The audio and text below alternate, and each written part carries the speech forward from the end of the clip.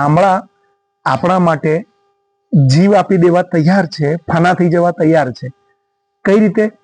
એના ટુકડા કરો, તમે એનો રસ કાઢો, એને બાફો, કોઈ પણ રૂપમાં એ શરીરમાં અંદર જાય પછી જ આપણને પૂરેપૂરી મદદ કરે છે.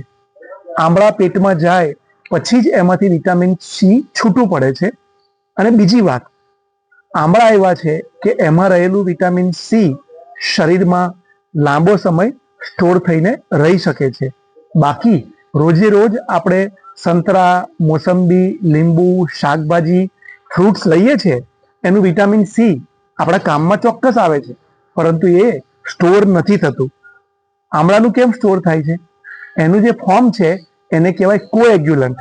કોએગ્યુલન્ટ એટલે મોની અને આ બધી સિસ્ટમને, બધી સિક્યુરિટીને ક્રોસ કરીને પેટમાં પહોંચે પછી જ પોતાનો ખજાનો ખોલે. અને એ એવા રૂપમાં ખજાનો ખોલે કે જે શરીર એને વધારેમાં વધારે વાપરી પણ શકે અને સ્ટોર પણ કરી શકે. વિટામિન સી એ એન્ટીઓક્સિડન્ટ છે. એ, ઈ અને સી આ 3 વિટામિન એ આપણા શરીરના ઘસારાને અને આપણા શરીરમાં લાગતા ચેપથી આપણને બચાવે છે. એટલે આપણને યૌવન આપવાનું કામ આમળા કરે છે. આમળાનો મુરબ્બો, આમળાનું ચ્યવનપ્રાશ, આમળાના ટુકડા, આથેલા આમળા, કાચા આમળા, આમળાનો રસ, તમે કોઈ પણ રૂપમાં આમળાને લઈ શકો છો. પરંતુ ફરીથી કહું છું, હું આમળા વેચવા નથી આવ્યો. આમળામાં રહેલી આરોગ્યની શક્તિને વહેંચવા, છૂટી પાડવા આવ્યો છું. મારું કામ આ બાજુ મધ્યમાં રહેવાનું છે, આ બાજુ નુકસાન, આ બાજુ ફાયદો. તો આ ફાયદા મેં તમને કહી દીધા. આ વિટામિન સી આપણી લોહીની નળીઓ બનાવવાનું કામ કરે છે, આપણા હોર્મોનની ચેઇનને મદદ કરે છે. અને જે લોકો વારંવાર બીમાર પડે છે, એના શરીરમાં જો યોગ્ય વિટામિન હોય તો એમાં પણ ફાયદો કરે છે. ડેન્ગ્યુ જેવી બીમારીમાં અંદર જે લોહીની નળીઓ તૂટી જાય છે, એમાં પણ આમળાનો પાવડર સાચવીને લેવાય તો તાત્કાલિક ફાયદારૂપ 3-4 દિવસમાં દેખાય છે. મૂળ વાત, જે લોકો એસિડ અને પિત્તથી પીડાય છે એવા લોકોને આ આમળા અંદર જઈને તકલીફ પણ કરી શકે છે.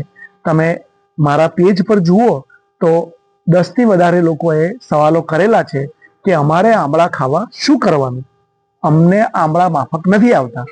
તો એક રસ્તો એવો છે કે સાકર, ખાંડ નહીં, અને ખાંડમાંથી જ બનેલા ટુકડા સાકરના નહીં, પરંતુ જે ધાગા મિશ્રી કહેવાય છે, જે પીળા રંગની આવે અને બીજા રાજ્યમાં જેનો ઉપયોગ વધારે થાય છે, એ ખરેખર આપણે જેને સાકર કહીએ છીએ એ છે. તો સાકરનું કામ છે પિત્તનું શમન કરવાનું. તો જ્યારે આમળા અને સાકર મિક્સ કરેલી વસ્તુ હોય અને એ તમારા શરીરમાં જાય તો પિત્તની તકલીફવાળા લોકો પણ એને લઈ શકે. પરંતુ તો પણ એસિડ અને પિત્તવાળાએ સવારના નાસ્તા પછી કે બપોરે કે રાત્રે જમ્યા પછી જ એનો ઉપયોગ કરવો જોઈએ. તમે એને એકલા લેવાનો પ્રયત્ન ન કરો. બીજું, તમે દૂધ લેતા હો તો દૂધ સાથે પણ તમે એનો ઉપયોગ કરી શકો છો, કારણ કે આમળા એવા છે કે તમે એને દૂધ સાથે લો તો એનો ગુણ વધી જાય છે. આ ખટાશ વિપાક કરતી નથી, વિકૃતિ પેદા નથી કરતી. ફરીથી સમજો, જેના શરીરમાં અંગ્રેજી દવા વધારે ગઈ છે, અંદરની દિવાલ છોલાઈ ગઈ છે, જે લોકો અંગ્રેજી દવા કરતાં પણ વધારે નુકસાનકારક બહારનો ખોરાક વારંવાર ખાય છે, કે જેની આંખોમાંથી અને વાણીમાંથી સતત એસિડ જ ઝર્યા કરે છે, એવા લોકોના રૂએ રૂએ એસિડ અને પિત્ત છે. ત્યાં આગળ આમળા નહીં, સ્વયં સમુદ્રમાંથી નીકળેલું અમૃત પણ એમની અંદર રિપેરિંગ નહીં કરી શકે. પરંતુ છતાંય મને જે યોગ્ય લાગ્યો એ રસ્તો મેં તમને આપી દીધો છે. હા, જે મીઠા આમળાના ટુકડા આવે છે એ પણ તમે મુખવાસમાં લઈ શકો છો. એસિડ પિત્તવાળાને પણ મોટે ભાગે એ માફક આવી જશે. જે વસ્તુ છે એના જો બીજા રસ્તા આપણે લઈએ તો એ સારું છે. બાકી ઘણી બધી કંપનીઓ 1 કિલો ચ્યવનપ્રાશમાં 600 ગ્રામથી વધારે ગળપણ ખાંડ ભેગું કરે છે. એટલે તમારે નક્કી કરવાનું છે કે કેવળ ફાયદાઓ પાછળ દોડી અને શિયાળાની અંદર શરીરની અંદર બધો ઢગલો કરી દેવો રજાઈમાં સૂતા સૂતા, એ ક્યારેય નહીં બને. ચાલવું પણ પડશે, કસરત પણ કરવી પડશે.